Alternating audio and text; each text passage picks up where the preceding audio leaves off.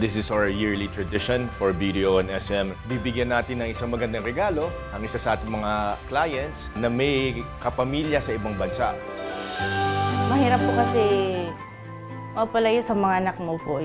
Tapos, tinitiis lahat po para po sa kanila. Mahiyakap po sila. Makasama po kahit saglit. Ano yung pinaka-namimiss mo sa mami mo? Warm hugs po. Oh. Mat, konti na lang. Hello?